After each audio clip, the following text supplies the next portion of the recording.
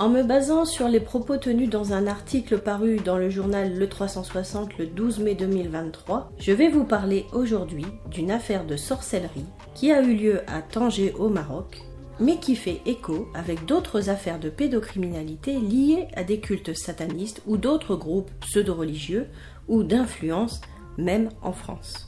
Mes propos seront illustrés en partie par la vidéo faite sur le même sujet par Carl Zero. C'est donc parti pour un voyage au bout de l'enfer pour 2 enfants au cœur d'un réseau pédocriminel lié à la sorcellerie à Tanger. Médiatisée dans un premier temps par la presse arabophone de Tanger, l'affaire n'a pourtant pas eu un retentissement de grande ampleur. Il aura fallu attendre 3 ans pour qu'elle sorte de l'ombre en étant abordée sur la chaîne YouTube du journaliste français Carl Zero, qui consacre désormais sa carrière de journaliste à médiatiser des affaires de pédocriminalité, surtout quand elles impliquent des réseaux organisés. Et c'est le cas dans cette affaire marocaine, d'après les dires du père et de ses enfants. Venons-en aux faits. En 2019, Ayoub est encore marié à N. Ils sont parents de 3 enfants, aujourd'hui âgés de 11, 9 ans et 4 ans. Ils vivent à Tanger, où se trouve le domicile familial, une maison qui s'élève sur plusieurs étages. Ayoub travaille depuis un certain temps à Nador et partage ses journées entre son bureau, où il passe le plus clair de son temps, et son domicile, où il ne revient que 2 fois par mois pour les week-ends. Puis, surviennent la pandémie et le confinement. Le père de famille ne peut plus revenir chez lui. Ses visites s'espacent et il ne parvient plus à voir ses enfants que pendant les vacances scolaires. Au cours de ces visites familiales, il ne remarque rien de suspect. Ou peut-être que si. Son deuxième fils, âgé d'environ 4 ans au moment des faits, à qui on a retiré ses couches, commence à salir ses dessous. Puis, il y a cette insistance de ses 2 aînés à vouloir absolument passer la nuit à ses côtés. Leur refus persistant de dormir seuls dans leur chambre. Peut-être est-ce le manque de leur père, suppose-t-il. Puis, à bien chercher, il y a cette trace de morsure sur le corps de son deuxième fils, dont il s'enquiert de leur origine auprès de la mère, qui répond qu'elle est le fait de son grand frère. En 2020, Ayoub, revenu pour les vacances d'été, s'apprête à regagner Nador. Ses 2 fils insistent pour l'accompagner. C'est avec ses enfants qu'il repart et lors de la 2e quinzaine du mois d'août, les garçons lui confient avoir un secret à lui révéler. Ils accepteront de parler s'il ne les punit pas. Ils racontent alors à leur père la relation très proche que leur mère entretient avec un ami à elle, un certain Abdeslam. Ils révèlent que le couple s'enferme dans une chambre dans laquelle ils ont interdiction d'entrer. Ils disent avoir vu des sacs de bonbons colorés, de la poudre blanche en sachet. Et enfin, ils parlent d'une soirée au cours de laquelle ils auraient vu des adultes nus effectuer des danses bizarres. Les enfants m'ont raconté des choses que je ne croyais pas au début parce que avant, ils m'ont parlé des gens qui faisaient des danses. Pour eux, les danses c'était des orgies, des possessions, faisaient des sexes hommes entre hommes, femmes entre femmes. Ça, je n'ai pas compris, moi. Avant, ils appelaient ça comme des danses. En arabe, c'est comme des appellations pour les dessins animés. Ils me disaient, Raqsat al-Arnab, c'est la danse du lapin, la danse du râteau, la position de l'araignée, etc. J'ai compris qu'il y avait de l'adultère, des orgies. Il me parlait aussi d'opérations de trafic de drogue. Donc, j'ai déposé la plainte. C'était la première plainte, je l'ai déposée le 24 août 2020. Suivra une seconde plainte à Nador le 14 septembre 2020. Celle-ci concerne des faits graves, menace d'un mineur à l'aide d'une arme et utilisation du domicile d'un tiers pour recel et commerce de drogue. L'aîné affirme en effet avoir assisté à un trafic de drogue auquel aurait pris part sa mère, le dénommé Abdeslam, et un policier dénommé Simo, qui appartiendrait selon les dires du père à la brigade cynotechnique du port de Tanger. Et pour faire taire l'enfant, Abdeslam aurait menacé de le tuer avec une arme, ainsi que son petit frère et son père. Donc ça a commencé avec la menace, avec une arme. Donc j'ai décidé de ramener mon enfant chez un psychologue qui m'a confirmé que mon enfant souffrait d'angoisse et nécessitait un suivi psychologique.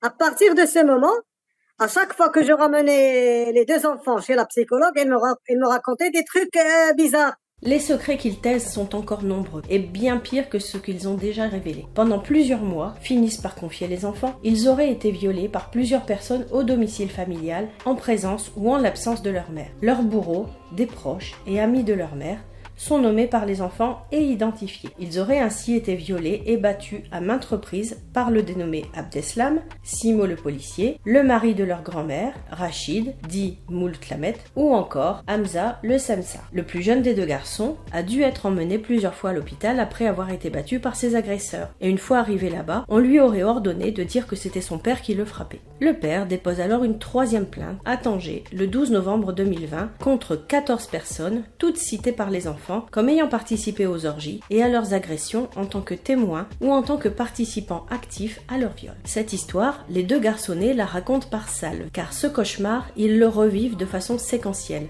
Le jour, après 2 mois, le petit qui avait 6 ans et demi, il me dit, papa, tu vois, le monsieur, c'était un policier, il prenait son zizi et me faisait derrière et commençait à danser.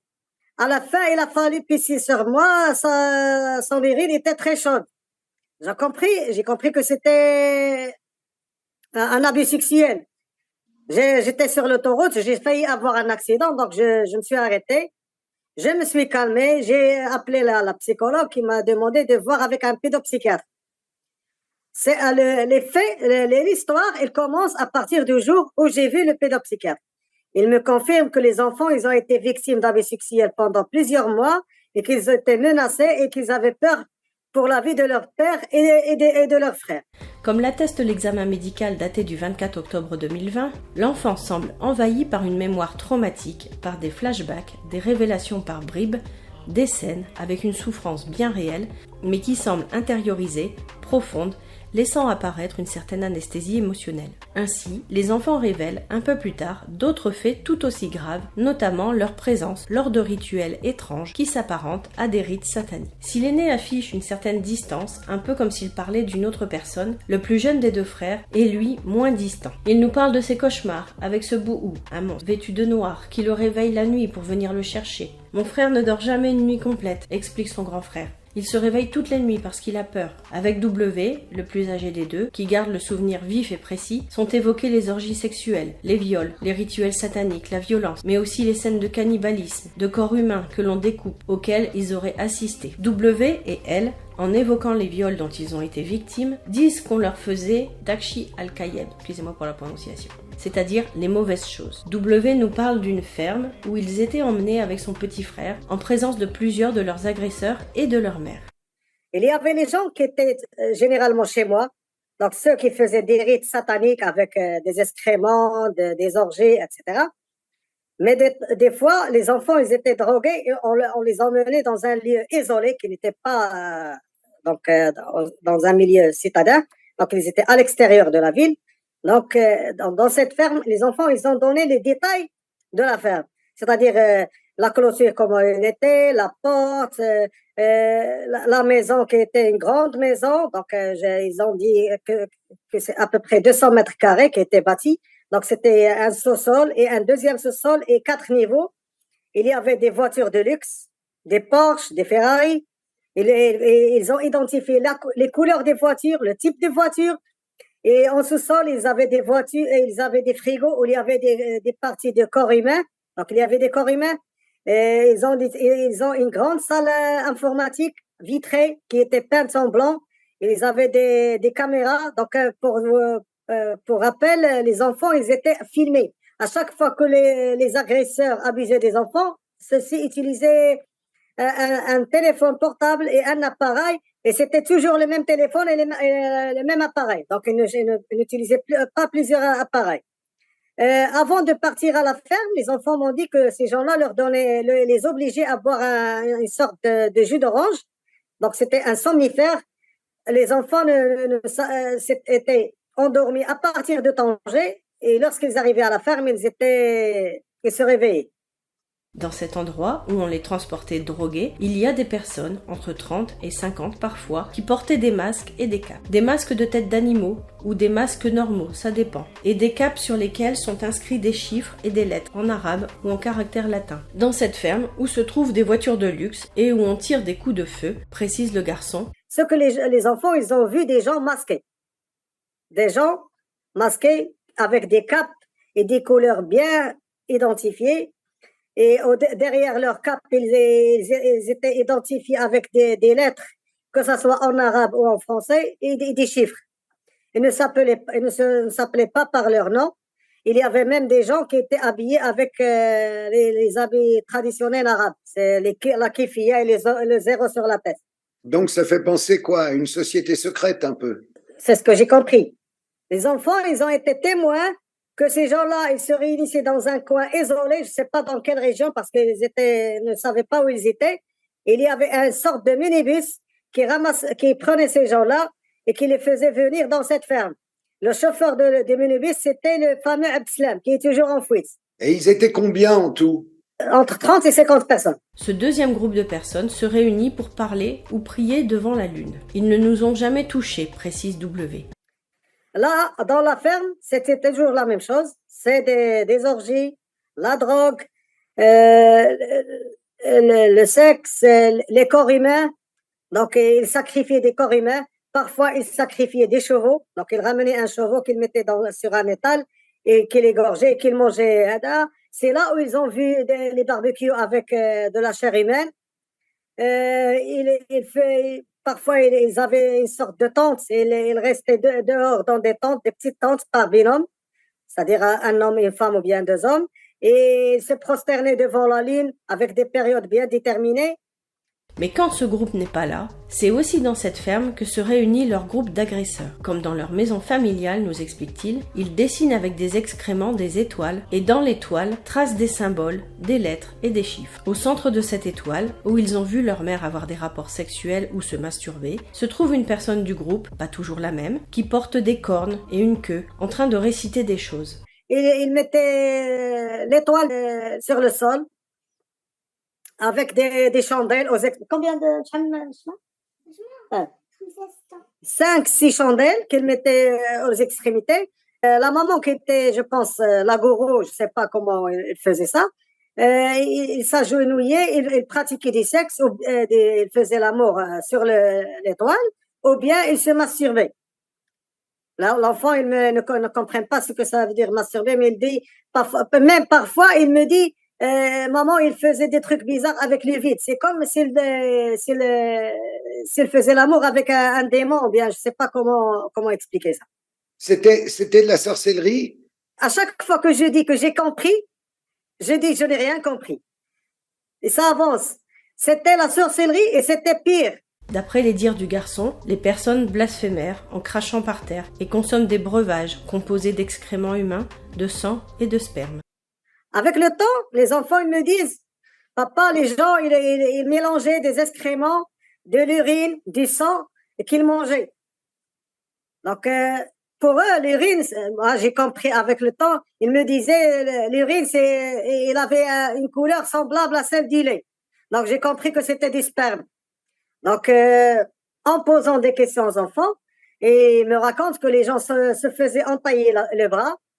Il y avait plus d'une douzaine d'hommes et femmes.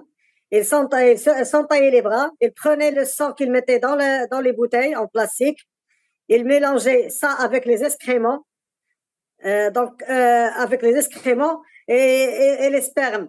Les enfants, ils me disaient, ils urinaient dans des ballons.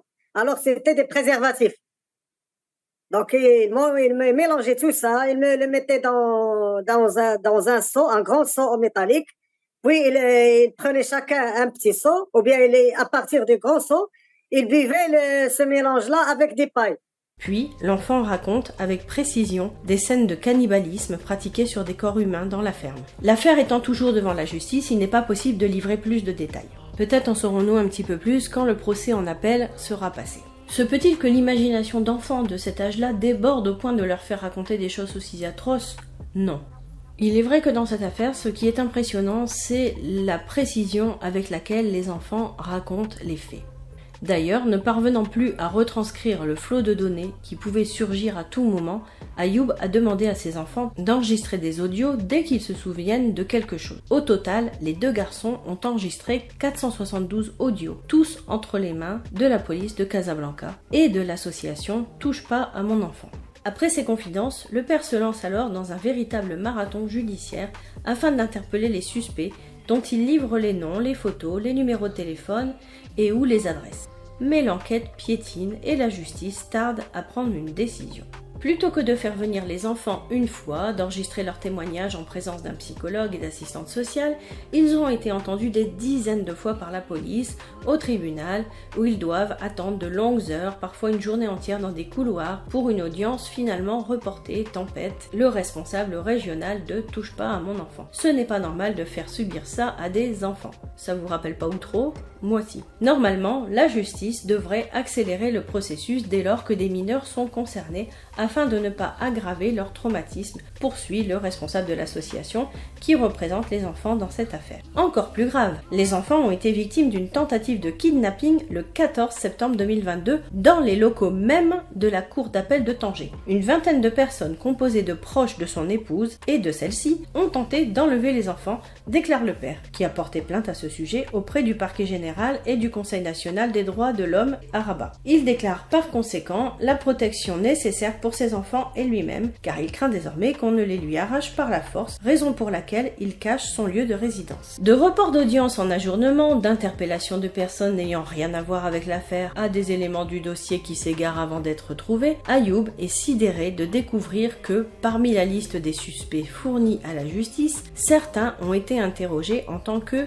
témoins. Une bizarrerie qui n'a pas échappé à l'association Touche pas à mon enfant. Contactée par le 360, Maître Aïcha Guella, avocate et présidente de l'association marocaine des droits des victimes, nous explique avoir été contactée par le père pendant la dernière audience de cette affaire portée devant la chambre criminelle de première instance. Elle a conseillé au père de faire appel suite au jugement et a récemment repris l'affaire afin d'assurer la défense des enfants. Elle souligne l'absence de logique des peines qui devraient atteindre 5 à 10 ans de prison ferme. C'est encore plus le cas concernant la peine prononcée à l'encontre de la mère si elle est jugée coupable des crimes dont elle est accusée, tombe sous le coup de responsabilité aggravante car en tant que mère, elle est censée aux yeux de la loi protéger ses enfants. Alors pourquoi la condamner à 2 ans de prison si la chambre est convaincue de sa culpabilité? Normalement, c'est un minimum de 10 ans de prison ferme. Quant aux 3 personnes majeures de cette affaire, Abdeslam le trafiquant de drogue, Simo le policier et le mari de la grand-mère, aucune peine n'a été à ce jour prononcée à leur encontre. 4 des personnes ont été condamnées, les autres,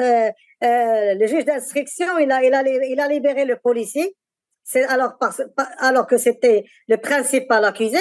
Il a libéré le mari de la grand-mère des enfants parce qu'il a abusé de psy.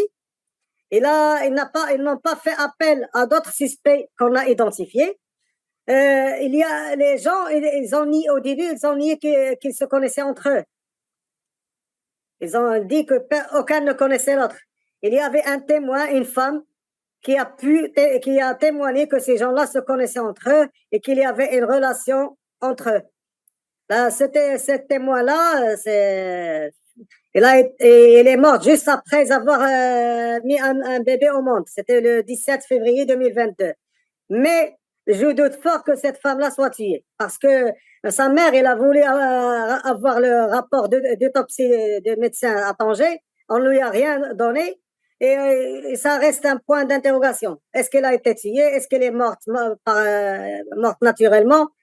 Personne n'a cherché à savoir. Lors de l'ouverture du procès en appel, la version de chacun des 2 parents devra donc être entendue à nouveau afin de revenir sur leur relation et leur divorce, sachant que la garde des enfants a été attribuée à la mère et que le 3e enfant du couple vit toujours avec elle. À ce stade, la mère des enfants, bien que condamnée à 2 ans de prison pour viol de ses enfants, se trouve toujours en liberté. Interpellée le 12 novembre 2020 suite aux 3 premières plaintes du père, celle-ci a nié les faits, affirmant dans un premier temps que les enfants avaient été enlevés et violés par leur père. Accusation qui n'a pas été prise en considération par le juge d'instruction selon le père. Puis que ces enfants ont simplement appris une histoire qu'ils récitaient. Le 24 janvier 2022, les enfants ont été convoqués par le juge d'instruction pour les confronter aux personnes qu'ils accusent, parmi lesquelles leur mère. Le même jour, à 20h, cette dernière a été interpellée sur ordre du substitut du procureur pour traite des êtres humains, adultère et débauche. Le lendemain, le juge d'instruction a ordonné sa libération et a conclu, 1 mois et demi plus tard, à un non-lieu. Le procureur général a alors fait appel et la mère a été poursuivie pour participation au viol de ses enfants et non pour traite d'êtres humains. Selon M. Choubani, le président de l'association Touche pas à mes enfants, qui a entendu la version de la mère, celle-ci peut s'avérer convaincante. Mais le père dispose d'arguments encore plus forts, juge-t-il. Lors des échanges avec les 2 garçons, les journalistes leur ont demandé s'ils souhaitaient revivre avec leur mère. mère. Et c'est en chœur qu'ils ont répondu par un non catégorique. Depuis 3 ans, ils vivent avec leur père et n'ont aperçu leur mère qu'au tribunal. Autre problématique, explique M. Choubani, pour le 360, la Cour n'a pas tenu compte de la pratique du satanisme et de la magie, car il n'y a pas de loi correspondant à ces pratiques. En effet, la législation pénale au Maroc sanctionne le délit de sorcellerie par une simple contravention. Ce n'est en fait qu'en cas de décès de la victime que l'acte peut alors être réprimé en tant qu'homicide volontaire. Au Maroc, la pratique de la roquia et de la sorcellerie existe au même titre que les rituels de Ashura.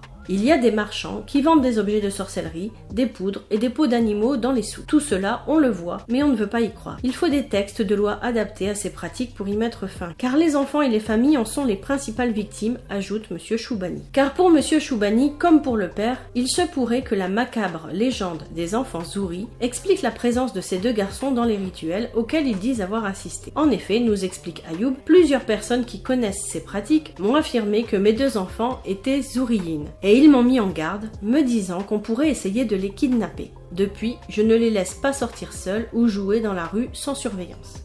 Parce que je vais vous dire une chose, Monsieur Karl, au Maroc, on a ce qu'on appelle les enfants Zohri. Oui. Les enfants Zohri, ce sont des enfants qu'on sacrifie. Mes 2 enfants, ils m'ont dit, tu sais papa, un jour, Abdeslam, il a mis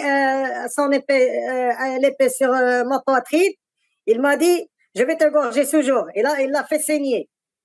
Sa maman lui a répondu, attends, ne fais rien, on a encore besoin d'eux. C'est que moi, je comprends pas ce que ça veut dire Zohri, comment les gens arrivent à identifier, mais j'ai ramené chez quelqu'un qui comprend très bien ces choses-là. Il m'a dit, tu sais, je veux pas te faire peur, mais tes enfants, ils sont Zohri. Fais très attention, un jour, ils vont te les choper et peut-être les égorger. C'est pour ça qu'aujourd'hui, vous êtes flouté, que Ayoub, ça n'est pas votre vrai nom, vous avez peur, vous avez peur d'une vengeance de ces personnes-là? Bien sûr que j'ai toujours peur. J'ai peur, j'ai changé et ils sont venus chercher les enfants plusieurs fois. J'ai déménagé, ma nouvelle adresse, je l'ai pas encore communiquée. J'ai pas refait mon passeport, ni celui des enfants, ni ma carte d'identité parce que j'ai peur qu'ils trouvent mon adresse. Les enfants qualifiés de Zouri, c'est-à-dire chanceux, dans les pays du Maghreb et plus généralement en Afrique, où ils portent un autre nom, sont des enfants qui présentent un morphotype et des caractéristiques particulières reconnaissables uniquement par les initiés qui en font leur fonds de commerce. Il pourrait s'agir d'yeux de couleur claire, d'une tache dans l'œil, d'une ligne continue qui traverse la paume des mains de part en part, d'une tache sur le corps, d'une trace sur la langue, d'une façon dont les cheveux s'enroulent au sommet du crâne. On peut être aussi Zouri par le sang. Autant de caractéristiques qui font qu'un enfant, dès sa naissance, devient la proie de marchands d'humains, prêts à monnayer ses enfants à des âges différents selon la demande et les besoins pour voir s'accomplir des miracles. On les utilise ainsi pour déterrer des trésors enfouis dans le sol, quitte à verser leur sang lors de sacrifices, mais aussi, nous révèle M. Choubani, pour d'autres pratiques de sorcellerie qui aboutissent à des viols, des crimes rituels ou du trafic d'organes. Ces enfants se monnaient très cher, parfois même auprès de leurs propres parents, révèle le militant associatif. Dans certaines régions du Maroc, on souhaite à une femme enceinte de donner naissance à un enfant Zouri, car elle pourra le monnayer, déclare-t-il. À ce jour, la justice n'a pas encore reconnu l'existence dans cette affaire d'une bande organisée spécialisée dans les crimes rituels. Il faudra donc attendre la fin du procès, poursuit le responsable régional de Touche pas à mon enfant. Peut-être me direz-vous, ok, ça se passe au Maroc. Mais alors, que dire des témoignages d'enfants relatant des calvaires du même type endurés par de nombreux enfants au cours de cérémonies et rituels occultes en France ou en Europe? Bien évidemment, plus le scénario est improbable et délirant, moins la parole des enfants est entendue. Et donc souvent, ils préfèrent se taire. Ainsi, je peux évoquer les témoignages d'Anneke Lucas, victime du réseau belge, ou Regina Louf, victime d'un réseau lié à l'affaire Dutroux, ainsi que Chérif Delay, victime de l'affaire Doutreau, lié aussi au réseau belge. J'aurais pu vous citer d'autres noms, mais je vous ai cité ceux-là parce que je travaille actuellement sur les sujets de l'affaire Doutreau, dont j'ai déjà sorti des vidéos, et l'affaire Dutroux qui est en préparation. Donc je serai amenée à développer ces témoignages dans d'autres vidéos. En fait, il faut bien comprendre qu'à travers ces réseaux pédocriminels, ce sont plus que des perversions sexuelles qui sont en jeu. Là, nous sommes en face de réelles organisations de type mafieuse. D'ailleurs, l'association Wanted Pédo définit ainsi le réseau pédocriminel. Un réseau pédocriminel est une organisation tirant des profits très lucratifs de la vente et d'exploitation d'enfants mineurs à des fins de viol, de torture et de meurtre, notamment dans le cadre de rituels sataniques. Ces crimes, souvent, sont filmés pour être vendus, puis exploités en guise de chantage dans les sphères de pouvoir. Ce trafic d'enfants étant alimenté et entretenu par des clients très influents, disposant d'importants moyens financiers, et d'autres institutions s'efforcent de nier son existence. Je ne vais pas plus développer sur les réseaux dans cette vidéo, sinon dans 2 heures, on y est encore. Mais comptez sur moi pour revenir sur ce sujet d'ici peu. La première lutte contre la pédocriminalité, c'est l'information du grand public, car il y a tout intérêt à ce que le peuple reste dans l'ignorance et croit que les réseaux, ça n'existe pas. Alors faisons passer les informations. À bientôt.